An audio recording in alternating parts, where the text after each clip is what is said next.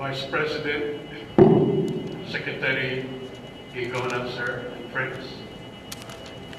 You may not know it, but there exists in the department several tribes. One tribe belongs to the admirers of Hussein Les, and they were promptly called the English men.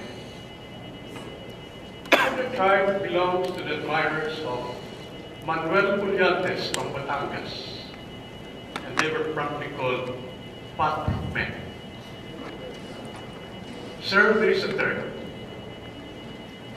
There are a group here who are admirers of Pacifico Castro, and we are called the Dept men. Sir, I feel that I am the dean of the Dept men in the Department of Foreign Affairs. So much so that this morning I felt that Pex visited me. I was in the foyer taking advantage of a good light, and I was putting my tie. I was definitely that I was putting my tie clip, and it fell. And I looked for it under the rack. I couldn't find it anymore. So I gave up. When I was withdrawing to the bedroom, I found my tie clip on top of the dining room. And yet I had breakfast at 6 o'clock. And this was 7:30. If that was an indication from Pex, I don't blame him, because he was reminding me that I owed my job to him. Pex and I go a long ways, even if I'm his junior colleague. One day when he was the FSI director, he was promoted as deputy minister. And I was just a young officer coming back from Hawaii. And he nominated me to be the FSI director. And there was a clamor in the DFA objecting to me. They said, it cannot be because Domingo was a junior officer and he could not be director of FSI because it required a senior officer. And he told the complaining officers, if any of you have published a book on foreign policy, I will appoint you immediately. And they withdrew. And then a second group went to General Romulo, objecting to the appointment of Domingo as FSI director on the ground that only senior ambassadors could make it, and Domingo was not even an ambassador. General Romulo asked them, now what is the problem? Sir, Domingo is not an ambassador. And General Romulo, in his peculiar Carlos Romulo diplomacy, said, no problem, Domingo today will take his oath as ambassador.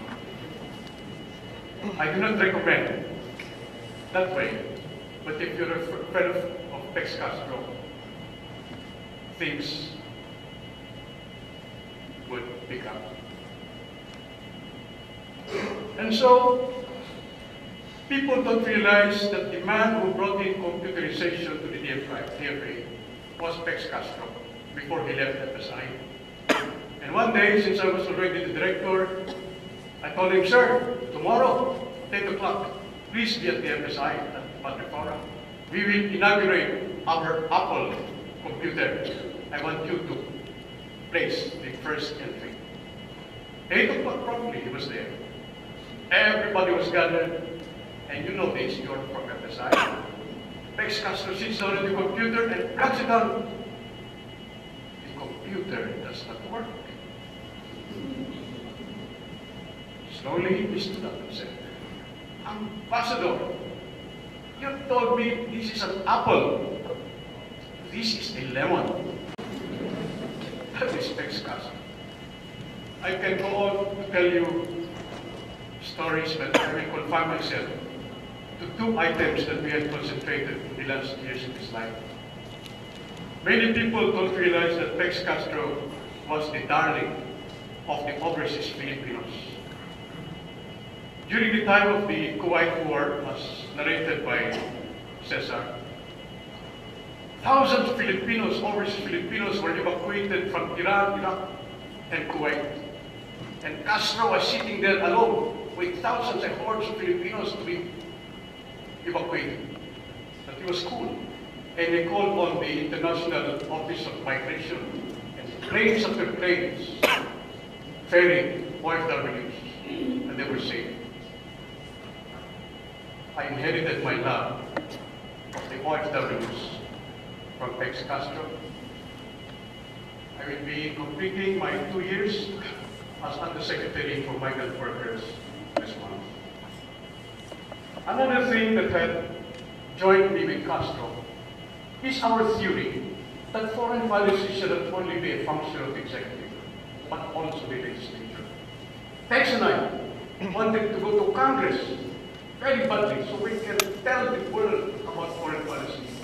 I tried, I failed. When he was going to try, he was intimidated by how much it would cost to run as congressman. Sarap Pilakostop. But Manong, our two loves, leave that to me. I know, Manong, that you're going to the upper house. Allow me to go to the lower house and fight for the OFWs that you love. Wait for me. I'll go to the lower house. And as you had said, the DFA must double its budget and double its people if they have to respond to the needs of the overseas Filipinos. And yung araw pa lang, muna ka na taas, sumurot ka to. You said that all of us are migrants anyway. While you go to the upper house, we shall wait for our turn. Goodbye, Manong.